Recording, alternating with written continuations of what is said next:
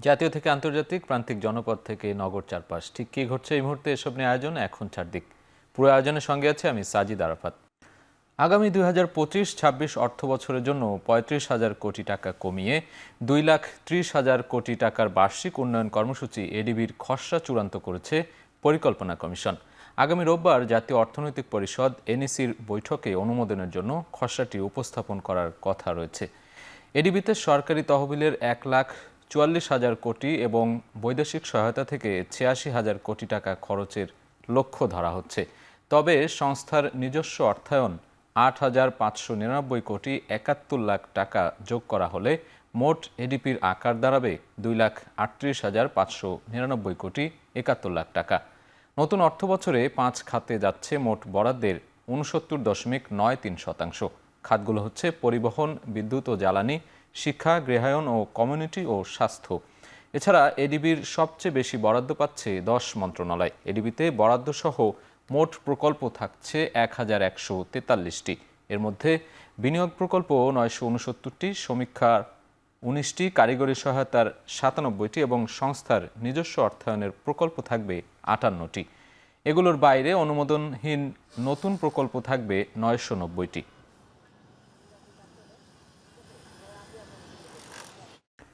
যুক্তরাষ্ট্রের ট্রাম্প প্রশাসন কর্তৃক ঘোষিত শুল্ক নীতির চাপ মোকাবিলায় অন্তর্বর্তী সরকার সব ধরনের পদক্ষেপ গ্রহণ করেছে বলে জানিয়েছেন বাণিজ্য সচিব মাহবুবুর রহমান। দুপুরে ঢাকা চেম্বারের আলোচনা সভায় তিনি আরও বলেন, ইতিমধ্যেই যুক্তরাষ্ট্রের 100টি পণ্যকে শুল্কমুক্ত প্রবেশাধিকার দেওয়া হয়েছে।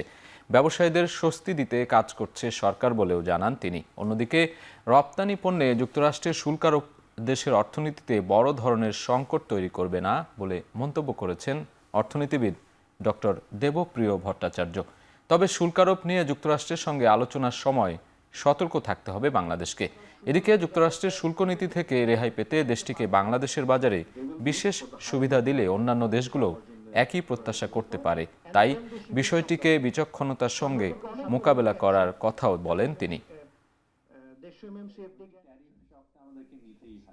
তাহলে কি হবে? ট্রেড পলিসি দিয়ে এইগুলোকে মোকাবেলা করা যাবে না। কেউ যদি মনে করে টাইম কনস্ট্রেন্টস ইন হ্যান্ড, আমরা এমএফএন সিস্টেমের বাইরে যেতে পারবো না। প্রথম দিনের চিঠিতে আমরা বলেছি যে আমরা 100টা প্রোডাক্টে দিব। Actually, it is about after a commodity compact. Regulatory duties ইত্যাদি সাপ্লিমেন্টারি ডিউটি আমরা কিছু কমাতে পারি মার্কিন যুক্তরাষ্ট্রের জন্য, এগুলিতে আমার কোনো অসুবিধা নাই। কিন্তু একটা কম্প্রিহেন্সিভ ডাইনামিক রোলিং প্ল্যান নিয়ে আমার আগাতে হবে এটার জন্য, এবং এটার ভিতরে বোথ পলিটিক্যাল, স্ট্র্যাটেজিক, ডিফেন্স এর সাথে ট্রেড, ডেভেলপমেন্ট সবগুলো একসাথে বিবেচনায় রাখতে হবে। মোবাইলে আর্থিক সেবাদাতা এমএফএস প্রতিষ্ঠান নগদ ফের দুষ্কৃতিকারীরা নিয়ন্ত্রণে নিয়েছে। ফলে পুনরায় অবৈধ টাকা বা ই মানির তৈরির আশঙ্কা তৈরি হয়েছে। বিকেলে বাংলাদেশ ব্যাংকের প্রধান কার্যালয়ে আয়োজিত এক সংবাদ সম্মেলনে কথা জানায় বাংলাদেশ ব্যাংক। বাংলাদেশ ব্যাংক জানায়, সম্প্রতি আদালতের রায়ের মাধ্যমে নগদের ওপর বাংলাদেশ ব্যাংক ও ডাক বিভাগ দুই প্রতিষ্ঠানে নিয়ন্ত্রণ হারিয়েছে। এই সুযোগে নতুন করে নগদের ব্যবস্থাপনা পরিচালক সহ অন্যান্য কর্মীদের বিভাগ পরিবর্তন করা শুরু করেছে দুষ্কৃতিকারীরা। বাংলাদেশ ব্যাংকের ফরেনসিক অডিটের সহায়তা করার অপরাধে 23 জন কর্মকর্তাকে অব্যাহতি দেওয়া হয়েছে। আগামী 19 তারিখে বিষয়টি সম্পর্কে আদালতে ফুল বেঞ্চের একটি শুনানি রয়েছে। তারপরেই নগদের পরবর্তী করণীয় এবং নিয়ন্ত্রণ সম্পর্কে স্পষ্টভাবে জানা যাবে। এর আগে প্রতিষ্ঠানটিতে যে কোনো ধরনের দুর্ঘটনা ঘটতে পারে বলে আশঙ্কা করছে নিয়ন্ত্রক সংস্থা বাংলাদেশ ব্যাংক। এদিকে নগদের অর্থ তছরুপের জন্য যাদের বিরুদ্ধে মামলা করেছিল বাংলাদেশ ব্যাংক, তাদের মধ্যে একজনকে প্রতিষ্ঠানটির প্রধান নির্বাহী কর্মকর্তা সিইও নিয়োগ করা হয়েছে। গত 2 দিনে শীর্ষ পর্যায়ের 23 কর্মকর্তাকে চাকরিচ্যুত করা হয়েছে। বাংলাদেশ ব্যাংকের দায়ের করা মামলার আরও 2 আসামিকে নতুন করে নিয়োগ দেওয়া হয়েছে বলেও জানানো হয় সংবাদ সম্মেলনে।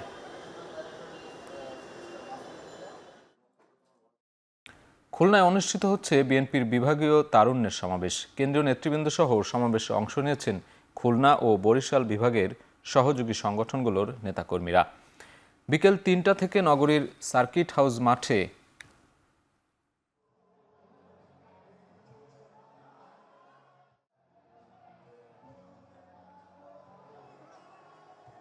আনুষ্ঠানিকতা শুরু হয়। সমাবেশকে কেন্দ্র করে খুলনা ও বরিশাল সহ বিভিন্ন জেলা থেকে সমবেত হন নেতাকর্মীরা। ছোট ছোট মিছিল নিয়ে বিভিন্ন স্লোগান দিয়ে সমাবেশে যোগ দেন তারা। শুরুতেই বক্তব্য রাখেন স্থানীয় সহ বিভাগীয় নেতৃবৃন্দ। এ সময় দলকে সংগঠিত করতে সবাইকে ঐক্যবদ্ধ হয়ে কাজ করার আহ্বান জানানো হয়। বক্তারা বলেন, তরুণ সমাজের রাজনৈতিক অধিকার প্রতিষ্ঠার মধ্য দিয়ে আগামী দিনে দেশকে নেতৃত্ব দেবে বিএনপি।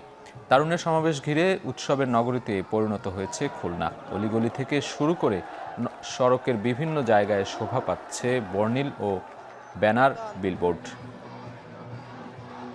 যুবদল, ছাত্রদল, স্বেচ্ছাসেবক দল সবাই একত্রিত হয়েই আমরা আজকে এই তারুণ্যের সমাবেশ থেকেই এই মেসেজ দিতে চাই যে আমরা সুষ্ঠু নির্বাচনের মাধ্যমে এই দেশে গণতন্ত্র প্রতিষ্ঠা হবে। এখান থেকে আমরা তারুণ্যের যে অধিকার আছে সেই অধিকার প্রতিষ্ঠার আদায়ের শপথ এখান থেকে আমরা নিয়ে যেতে চাই। বাংলাদেশকে আমরা একটা সুন্দর বাংলাদেশ হিসাবে আমরা দেখতে চাই। এই মঞ্চ থেকে আমাদের সিনিয়র নেতৃবৃন্দ সেই বক্তব্য আবার পুনরাবৃত্তি করবেন। আগামীতে বিএনপি ক্ষমতায় আসলে তরুণ সমাজের অধিকার প্রতিষ্ঠা করার জন্য, রাজনৈতিক অধিকার প্রতিষ্ঠা করার জন্য, তাদের মেধার বিকাশ ঘটানোর জন্য, সৃজনশীলতার বিকাশ ঘটানোর জন্য বিএনপি কি করবে সেই ঘোষণা এই মঞ্চ থেকে আসবে। বিগত সময়ে আওয়ামী লীগকে ভোট দিলেও যারা বিএনপির কার্যক্রমে বাধা দেয়নি, সন্ত্রাসী কার্যক্রম করেনি, তারা চাইলে বিএনপির সদস্য হতে পারবে বলে জানিয়েছেন বিএনপির স্থায়ী কমিটির সদস্য আমির খসরু মাহমুদ চৌধুরী। সকালে নগরীর কাজীর দেউরি দলীয় কার্যালয়ে বিএনপির বিভাগীয় সদস্য নবায়ন কার্যক্রম উদ্বোধনের সময় তিনি একথা বলেন। খসরু বলেন, ফ্যাসিস্ট সরকারের চিহ্নিত ব্যক্তিরা কেউ যাতে সদস্য হতে না পারে সে ব্যাপারে সতর্ক থাকতে হবে। কেউ ফ্যাসিস্টের দোসরদের সদস্য করলে তাকে শাস্তির আওতায় আনা হবে। এছাড়া দুর্নীতিবাজ, অসামাজিক ব্যক্তি ও সন্ত্রাসীদের কোনোভাবেই সদস্য না করার বিষয়ে সজাগ নজর রাখার নির্দেশনা দেন তিনি। আমির খসরু বলেন, নতুন বাংলাদেশে গণতান্ত্রিক পরিবেশ চায় মানুষ। শুধু রাজনীতি নয়, সব ধরনের মানুষের অংশগ্রহণে অর্থনীতিতেও গণতান্ত্রিক পরিবেশ ফিরিয়ে আনতে হবে। আওয়ামী লীগের দোসর যারা ছিল চিহ্নিত, এখন একজন ভালো লোক সে হয়তো আওয়ামী লীগের ওই চিহ্নিত দোসর না, বা হয়তো আওয়ামী লীগকে সমর্থন করতেও পারে, আমরা জানি না সে কাকে ভোট দিছে, আমরা জানি না। কিন্তু সমাজে গ্রহণযোগ্য ব্যক্তি, সমাজে কোনোদিন রাজনৈতিকভাবে অস্থিরতা সৃষ্টি করে নাই, বিএনপির কার্যক্রমকে প্রতিহত করার চেষ্টা করে নাই, বাধাগ্রস্ত করতে চেষ্টা করে নাই, বিএনপির নেতা কর্মীদেরকে হয়রানির শিকার করে নাই, পারলে ইনডাইরেক্টলি সহযোগিতাও করেছে বিভিন্ন ক্ষেত্রে। তাদের তো হতে কোনো বাধা নেই, তাদের হতে বাধা নেই। সুতরাং এই জায়গাটায় আমাদেরকে খুব সঠিকভাবে সিদ্ধান্ত নিতে হবে। জনগণের রোষানলে পড়ার আগেই নির্বাচনের সুনির্দিষ্ট রোডম্যাপ দিতে অন্তর্বর্তী সরকারের প্রতি আহ্বান জানিয়েছেন বিএনপি চেয়ারপারসনের উপদেষ্টা জয়নুল আবদিন ফারুক। সকালে প্রেস ক্লাবে বাংলাদেশ তরুণ দলের আলোচনা সভায় এই আহ্বান জানান জয়নুল আবদিন ফারুক। বলেন, করিডোরের মতো বড় বড় সিদ্ধান্ত নয়, দেশের মানুষ প্রয়োজনীয় সংস্কার শেষে সুষ্ঠু নির্বাচন চায়। তিনি বলেন, আওয়ামী লীগের রাজনৈতিক কার্যক্রম নিষিদ্ধ হওয়ায় এদেশের প্রতি ভারত নাখোশ। অথচ এদেশের এত মানুষ যে মারা গেল তারা তখন সেটি দেখে না। খালেদা জিয়ার উপর হওয়া অন্যায় তারা দেখেনি। বিএনপি চেয়ারপারসনের উপদেষ্টা অন্তর্বর্তী সরকারকে কারো কথা না শুনে দ্রুত নির্বাচন দেওয়ার আহ্বান জানান, যাতে সকল দল ঐক্যবদ্ধ হয়ে সেই নির্বাচনে অংশ নিতে পারে। আপনার এখন গুরু দায়িত্ব একটা, গুনগুন করে কানের মধ্যে কারো কথা না শুনে আপনি যেরকম স্ট্রেট ফরওয়ার্ড এমন একটি নির্বাচনের ব্যবস্থা করে দেন। সেই নির্বাচনে বাংলাদেশে যেই সকলের রাজনৈতিক দল ঐক্যবদ্ধভাবে হাসিনার বিরুদ্ধে সংগ্রাম করে গণতন্ত্র এনেছে, সেই দলগুলো আবার ঐক্যবদ্ধভাবে নির্বাচন করে সরকার গঠন করবে। প্রতিহিংসা রাজনীতি নয়, শান্তিপূর্ণ দেশ গঠনে বিএনপি কাজ করছে বলে মন্তব্য করেছেন দলটির জাতীয় স্থায়ী কমিটির সদস্য ডক্টর আব্দুল মঈন খান। সকালে বাউল দলের 18তম প্রতিষ্ঠাবার্ষিকী উপলক্ষে শহীদ প্রেসিডেন্ট জিয়াউর রহমানের মাজারে শ্রদ্ধা নিবেদন শেষে তিনি এই কথা বলেন। মঈন খান বলেন, বিএনপি দেশের স্বাধীনতা আর গণতন্ত্রে বিশ্বাস করে। তিনি বলেন, গণতন্ত্র ফিরিয়ে আনতে সুষ্ঠু নির্বাচনের কোনো বিকল্প নেই।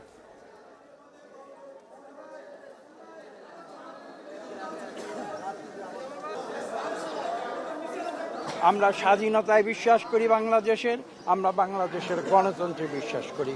আমরা দেশের গণতন্ত্র ফিরিয়ে আনতে চাই যত দ্রুত সম্ভব, এবং আমরা চাই সেটা করতে একটি মাত্র আমরা বলেছি একটি মাত্র পদ্ধতি রয়েছে, সেই পদ্ধতির নাম হচ্ছে সুষ্ঠু নিরপেক্ষ নির্বাচন।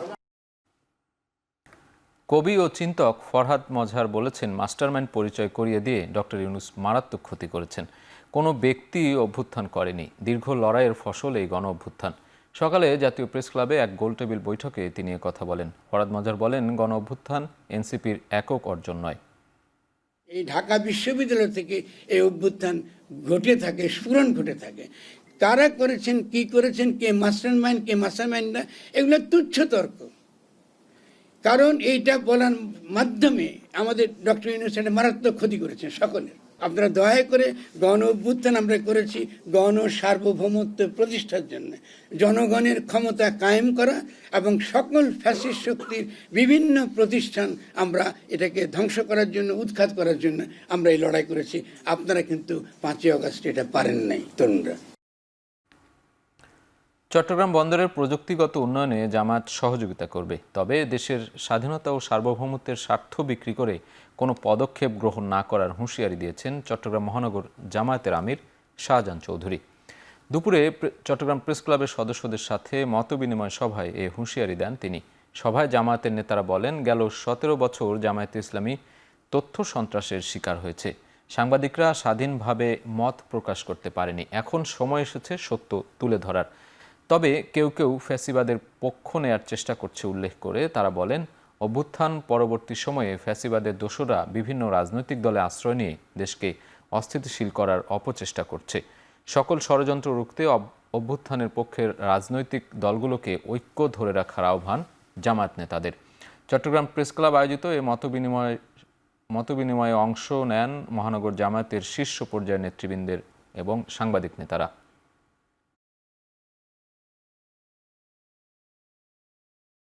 ইনভেস্টমেন্ট আমরা চাই, বন্দরকে প্রযুক্তির দিক থেকে সিঙ্গাপুরের মানে আপনারা নিয়ে যান, আমরা সেটাও চাই।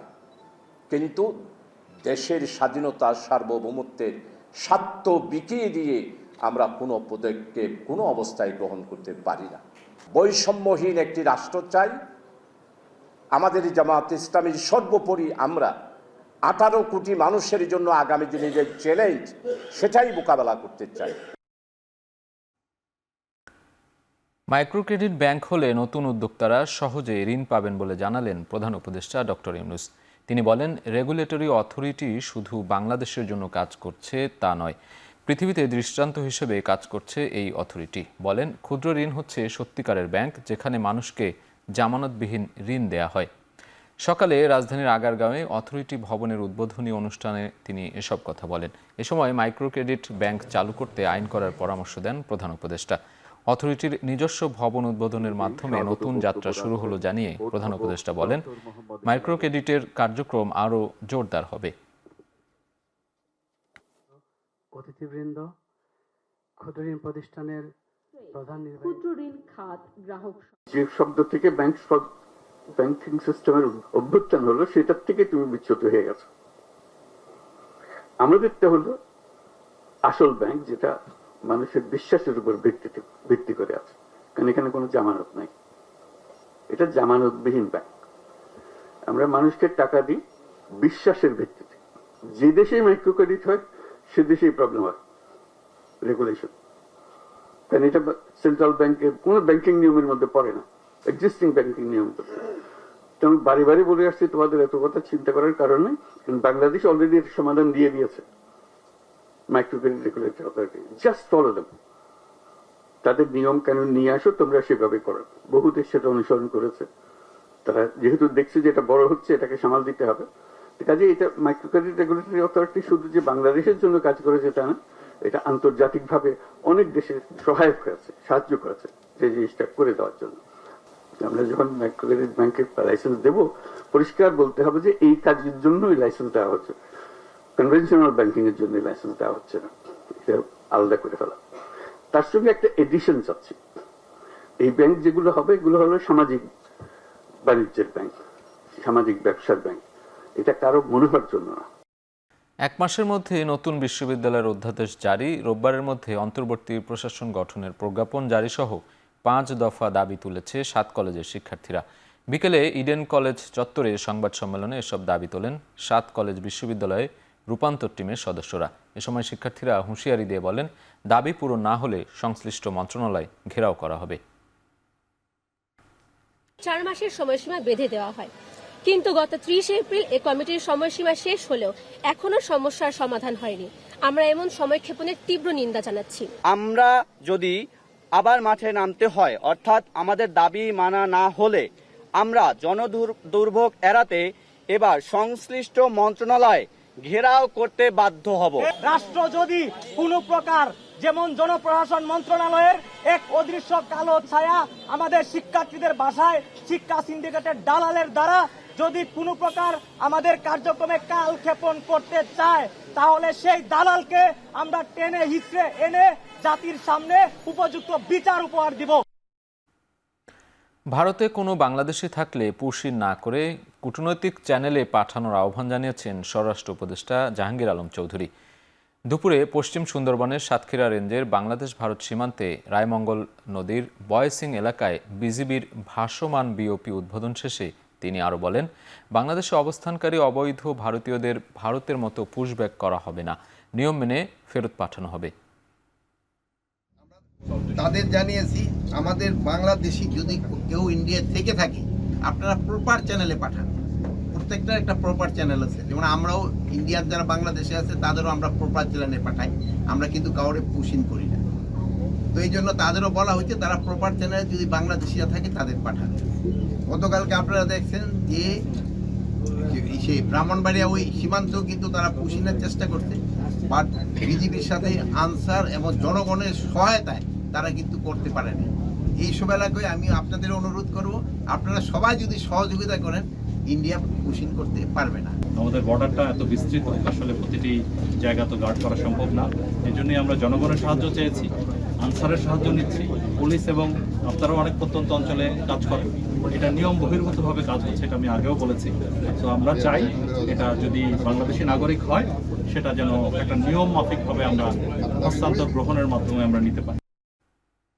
অভিযোগ গঠনের 25 দিনের মাথায় ঘোষণা হলো শিশু আছিয়া ধর্ষণ ও হত্যা মামলার রায়। মৃত্যুদণ্ড দেওয়া হয়েছে প্রধান আসামি হিটু শেখকে। তবে তার 2 ছেলে ও স্ত্রীকে খালাস দেয়ায় অসন্তোষ প্রকাশ করেন আছিয়ার মা। সকাল 8:45টার দিকে আদালতে আনা হয় 4 আসামিকে। রায় ঘোষণা করেন মাগুরা জেলা নারী ও শিশু নির্যাতন দমন ট্রাইব্যুনালের বিচারক এম জাহিদ হাসান। মামলার প্রধান আসামি হিটু শেখের মৃত্যুদণ্ড ঘোষণা করেন তিনি। তবে হিটু শেখের ছেলে সজীব ও রাতুল এবং স্ত্রী জাহেদা বেগমকে খালাস দেন আদালত।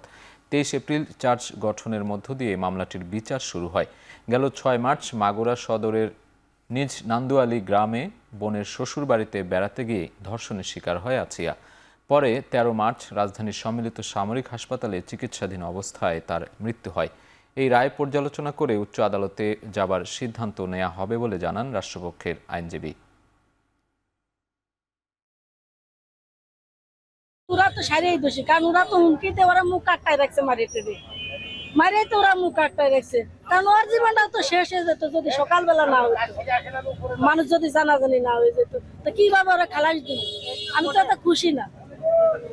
আমি হাইকোর্টের কাছে বলতেছি এত যেন ওরা শাস্তি দেয়। প্রধান আসামিকে মৃত্যুদণ্ড দেয়ায় প্রসিকিউশনের দাবি অনুযায়ী, এভিডেন্স অন রেকর্ড অনুযায়ী রাষ্ট্রপক্ষ থেকে আমরা সেটাকে সন্তুষ্ট হয়েছি। যে আসামিদেরকে তিনি অ্যাকুইট বা খালাস করেছেন সেটি রায় পর্যালোচনা করে সংশ্লিষ্ট কর্তৃপক্ষের সাথে আলোচনার ভিত্তিতে তাদের ইনস্ট্রাকশনস অনুযায়ী পরবর্তীতে প্রয়োজনে আপিল দায়ের করা হবে। ঢাকা বিশ্ববিদ্যালয়ের শাখা ছাত্রদল নেতা শাহরিয়ার আলম সাম্য হত্যা মামলায় গ্রেপ্তার 3 জনকে 6 দিন করে রিমান্ড দিয়েছেন আদালত। শনিবার শুনানি শেষে এই আদেশ দেন ঢাকার মহানগর হাকিম শাহিন রেজা। গত বৃহস্পতিবার আসামিদের 10 দিনের রিমান্ড চেয়ে আবেদন করেন তদন্ত কর্মকর্তা তৌফিক হাসান। ওই আবেদনের ওপর আসামিদের উপস্থিতিতে আজ শুনানি শেষে বিচারক 6 দিনের রিমান্ড মঞ্জুর করেন। এদিকে শুনানিতে আসামিদের পক্ষে কোনো আইনজীবী ছিলেন না। গত মঙ্গলবার রাত 11টার দিকে সোহরাওয়ার্দী উদ্যানে ছুরিকাঘাতে আহত হন শাহরিয়ার আলম শাম্য। রাত 12টার দিকে তাকে ঢাকা মেডিকেলে নেওয়া হলে চিকিৎসক মৃত ঘোষণা করেন। পরদিন নিহতের বড় ভাই শরীফুল ইসলাম শাহবাগ থানায় 10 থেকে 12 জনকে আসামি করে মামলা দায়ের করেন।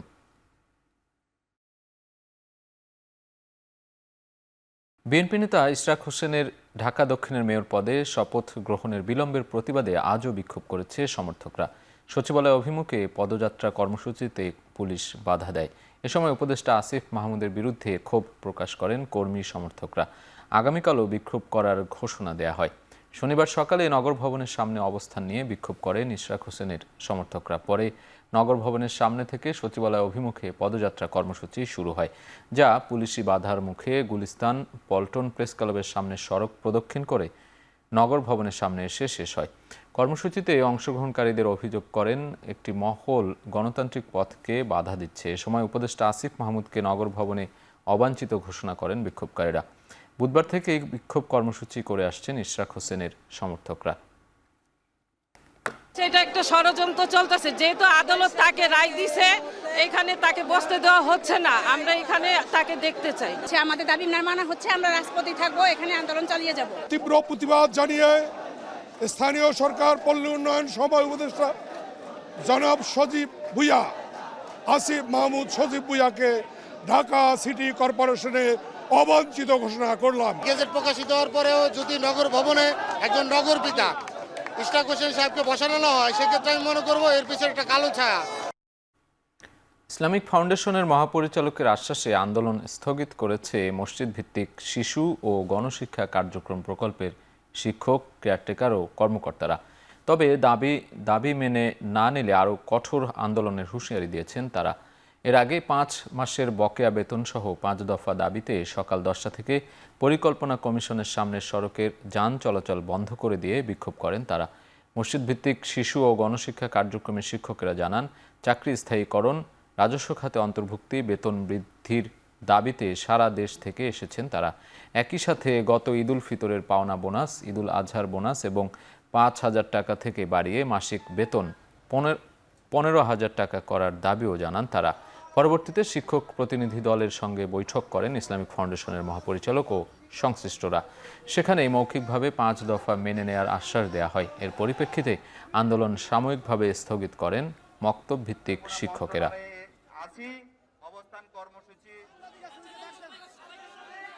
গত 5 মাসে এখন পর্যন্ত আমরা কোনো বেতন ভাতা পাই নাই এবং ঈদ বোনাসও পাই নাই। সামনে ঈদুল আজহা আছে, তার পূর্বে আমাদের এই বকেয়া বেতন, ঈদুল আজহার বোনাস সহ আমাদেরকে পরিশোধ করতে হবে। অর্থ সচিব, প্ল্যানিং সচিব, ইসলামের মহাপরিচালক, এদের মুখের কথা যদি আশ্বাস না হয়, এখানে বসে ডিক্লেয়ার দিয়েছে তারা সবাই, তারপরেও যদি ওনারা বলেন আমরা আশ্বস্ত না, আর কিছু করার নেই। বরিশাল 5 আসনের সাবেক আওয়ামী লীগ দলীয় সংসদ সদস্য জেবুন্নেসা আফরোজকে গ্রেপ্তার করেছে পুলিশ। শুক্রবার রাতে ঢাকার বাসা থেকে তাকে গ্রেপ্তার করে গোয়েন্দা পুলিশ। তবে শনিবার দুপুরে গ্রেপ্তারের বিষয়টি জানান ডিবির যুগ্ম কমিশনার মোহাম্মদ নাসিরুল ইসলাম। জেবুন্নেসা আফরোজ বরিশাল সিটির সাবেক মেয়র প্রয়াত শওকত হোসেন হিরণের স্ত্রী। 2014 সালে এপ্রিলে সংসদ সদস্য থাকাকালীন হিরণ মৃত্যুবরণ করেন। পরে সেই আসনে তার স্ত্রী জেবুন্নেসা উপনির্বাচন করে জয়ী হন। 5 আগস্টের পর বরিশালে দায়ের হওয়া একাধিক মামলায় তাকে আসামি করা হয়। বর্তমানে তিনি ডিবি হেফাজতে আছেন।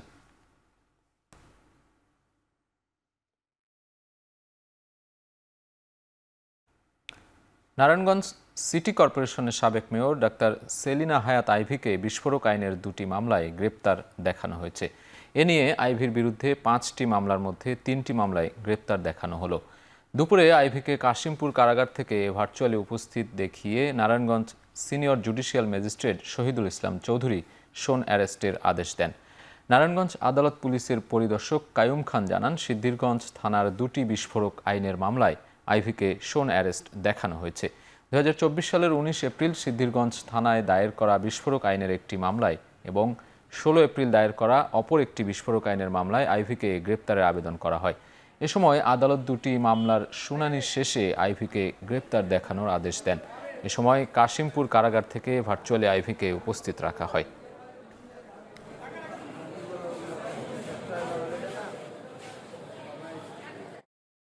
বৈষম্য বিরোধী ছাত্র আন্দোলন কেন্দ্রিক রাজধানীর মিরপুর মডেল থানার হত্যা মামলায় গ্রেপ্তার সাবেক সংসদ সদস্য মমতাজ বেগমকে রিমান্ড শেষে কারাগারে পাঠিয়েছেন আদালত। শনিবার ঢাকার মেট্রোপলিটন ম্যাজিস্ট্রেট মোহাম্মদ মিনহাজুর রহমানের আদালত শুনানি শেষে জামিন নামঞ্জুর করে এ আদেশ দেন।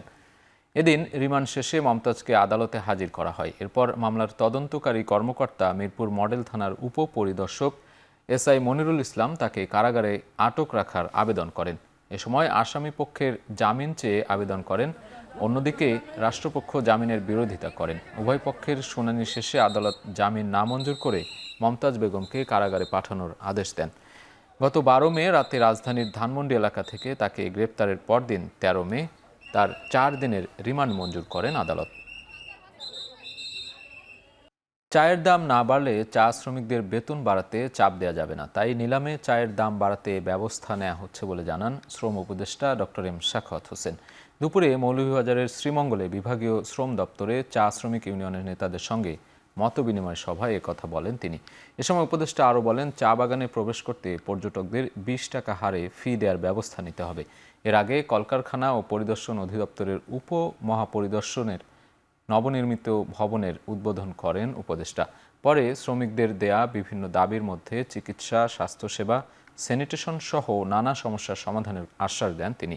এছাড়া বন্ধ চা বাগানগুলোতে খুলতে ব্যবস্থা নেওয়ারও আহ্বান জানান তিনি।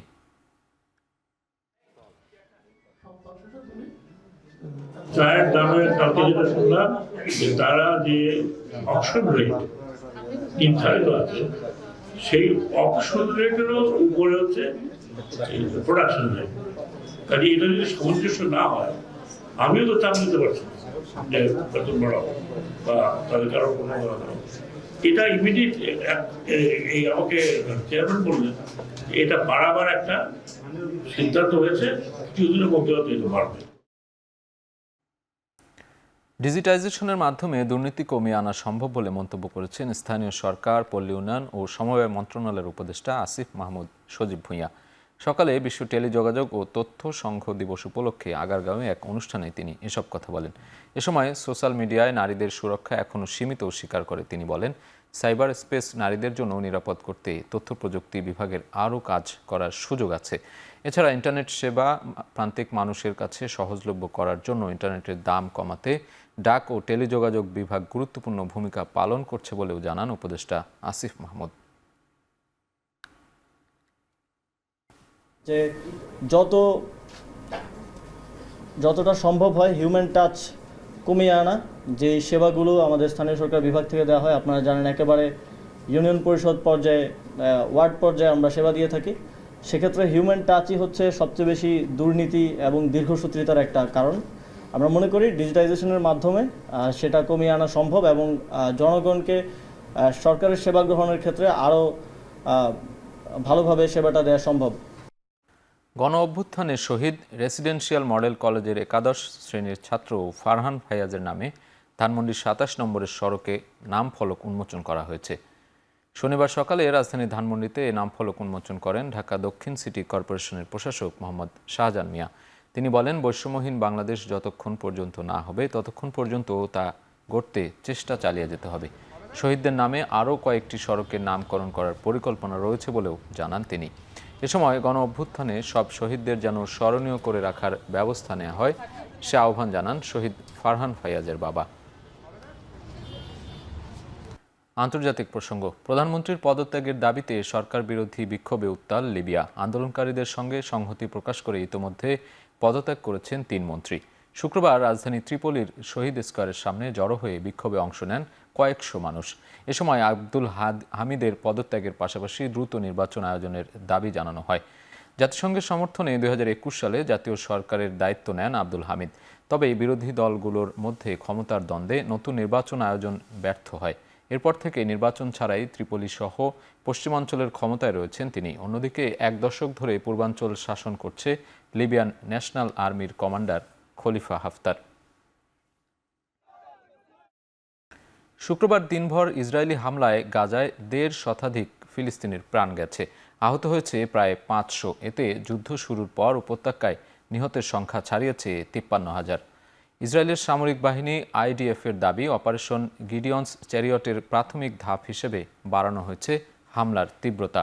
মূলত গাজা উপত্যকা পুরোপুরি দখলের জন্য পরিচালিত হচ্ছে এই অভিযান। নেতানিয়াহুর দাবি, হামাস পুরোপুরি ধ্বংস না হওয়া পর্যন্ত অপারেশন চলবে। এদিকে এনবিসি নিউজের প্রতিবেদন বলছে, গাজার 10 লাখ বাসিন্দাকে স্থায়ীভাবে লিবিয়ায় স্থানান্তরের পরিকল্পনা প্রস্তুত করেছে যুক্তরাষ্ট্র।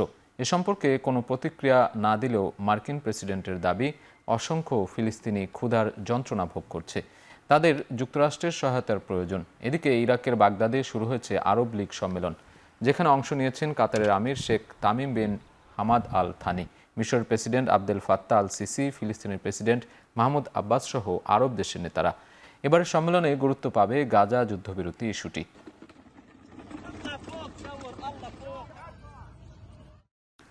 খেলার প্রসঙ্গ, তৃতীয় বিভাগ ক্রিকেটের দল মনোনয়নের ক্ষেত্রে কিছু ক্লাবকে অনৈতিক সুবিধা দিয়েছে আগের কমিটি।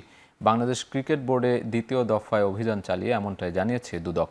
শনিবার অভিযান শেষে তারা আরও জানিয়েছে, বিসিবির গঠনতন্ত্রেও অসঙ্গতি পাওয়া গেছে। একই সঙ্গে বিসিবির আর্থিক অনিয়ম নিয়ে অধিকতর তদন্তের কথা জানিয়েছে দুদক।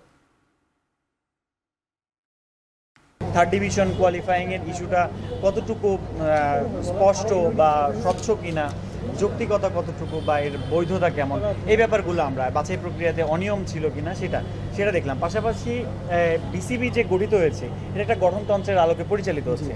সেই গঠনতন্ত্রটাকে কতটুকু বৈধ বা কতটুকু সিদ্ধ, সেই ব্যাপারটা আমরা আজকে পর্যালোচনা করেছি। আমাদের কাছে অভিযোগ ছিল যে গঠনতন্ত্রে কিছু অ্যানোমালিজ আছে, আমরা সেই ব্যাপারটা দেখেছি। এখানে গঠনতন্ত্র নিয়ে যে কোয়েশ্চেনগুলো উঠেছিল, সেক্ষেত্রে আদালতের একটা রায় ছিল, সেই জাজমেন্ট অনুযায়ী পরবর্তীতে গঠনতন্ত্র সংশোধিত হয়ে বর্তমানে সেটার আলোকে পরিচালিত হচ্ছে। তবে গঠনতন্ত্রে আমরা পর্যালোচনা বা যাচাইয়ের ক্ষেত্রে যে একটা বিষয় খেয়াল করেছি, যে এখানে একটা খুব সুন্দর স্ট্রাকচার্ড এবং অর্গানাইজ একটা প্রতিষ্ঠান হিসেবে তৈরি হওয়ার কথা ছিল বিসিবি, কিন্তু এই জায়গাতে আমরা গ্যাপ পেয়েছি। সংযুক্ত আরব আমিরাতের সঙ্গে 2 ম্যাচ টি-20 সিরিজের প্রথম ম্যাচে বাংলাদেশ সময় রাত 9টায় মাঠে নামবে বাংলাদেশ। নিয়মিত অধিনায়ক নাজমুল হোসেন শান্তর অনুপস্থিতিতে নেতৃত্ব দেয়া লিটনই এখন টি-20তে বাংলাদেশের স্থায়ী অধিনায়ক। দায়িত্ব পাওয়ার পর এটি তার প্রথম সিরিজ। চোটের কারণে দেশসেরা পেসার তাসকিন আহমেদ নেই। আইপিএলে ডাক পাওয়ায় 1 ম্যাচ খেলেই ভারতে চলে যাবেন মুস্তাফিজুর রহমান। তবে জয়ের ব্যাপারে আশাবাদী দল। এখন পর্যন্ত আরব আমিরাতের সঙ্গে 3টি টি-20 ম্যাচ খেলেছে বাংলাদেশ, জিতেছে প্রতিটি ম্যাচেই। দুদল সবশেষ মুখোমুখি হয়েছিল 2022 সালে। 3 বছর পর আবারও দলটির সঙ্গে মাঠের লড়াইয়ে দলের সবাইকে নির্ভর থাকার বার্তা দিলেন অধিনায়ক লিটন কুমার দাস।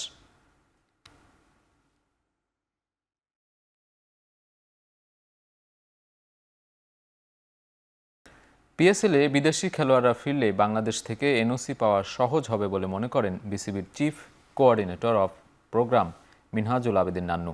টি-20 ফরম্যাটে বাংলাদেশের পারফরমেন্স পড়তির দিকে হলেও নতুন অধিনায়ক লিটনের অধীনে ভালো করবে টাইগাররা, এমনটাই প্রত্যাশা নান্নুর। সিকিউরিটি ইন্স্যুরেন্স হচ্ছে সবচেয়ে বড়। এখানে পিএসএল আবার শুরু করতে যাচ্ছে, দেখা যাবে যে পিএসএলে আপনার বিদেশি ক্রিকেটাররা আসছে কিনা, এটার উপর ভিত্তি করে কিন্তু বাংলাদেশ সিরিজটা হবে। নতুন ক্যাপ্টেন হয়েছে লিটন, অবশ্য বেস্ট উইশেস আমাদের অবশ্যই থাকবে দিন ভালো কিছু করার জন্য। এবং আমি সর্বোপরি মনে করি যে প্রতিটা সিরিজ কিন্তু ভেরি ইম্পর্টেন্ট, প্রতিটা সিরিজে প্রতিটা স্টেপ ইজ ভেরি ইম্পর্টেন্ট। কারণ 2026-এ আবার টি-20 ওয়ার্ল্ড কাপ আছে, এটা নিয়ে কিন্তু এখন চিন্তা করাটা ডিফিকাল্ট, কারণ এর মাঝে অনেকগুলো সিরিজের খেলা আছে, তারপর ডোমেস্টিক ক্রিকেট আছে, সব কিছু মিলে কিন্তু বেস্ট পসিবল সাইডটা 3 মাস আগে রেডি করার চিন্তা ভাবনা চলে সিলেকশন পায়। পিএসএল খেলতে পাকিস্তানে পৌঁছেছেন সাকিব আল হাসান। রোববার লাহোরের জার্সিতে দেখা যেতে পারে সাবেক বিশ্বসেরা এই অলরাউন্ডারকে। পাকিস্তান সুপার লিগে 2 আসরের চ্যাম্পিয়ন লাহোর কালান্দার্সে দ্বিতীয়বারের মতো নাম লিখিয়েছেন সাকিব। ইতিমধ্যেই স্কোয়াডে যোগ দিয়েছেন তিনি। রোববার লাহোরের জার্সিতে দেখা যেতে পারে সাবেক বিশ্বসেরা অলরাউন্ডারকে। ভারত পাকিস্তান সামরিক সংঘাতে 1 সপ্তাহ বন্ধ ছিল পিএসএল। শনিবার পুনরায় মাঠে গড়াতে যাচ্ছে পিএসএলের এবারের আসর। পরিবর্তিত পরিস্থিতিতে বেশ কয়েকজন বিদেশি খেলোয়াড়কে দলে ভিড়িয়েছে দলটি। সাকিব, কুশল মেন্ডিস ও ভানুকা রাজাপাকসেকে স্বাগত জানিয়েছে লাহোর কালান্দার্স।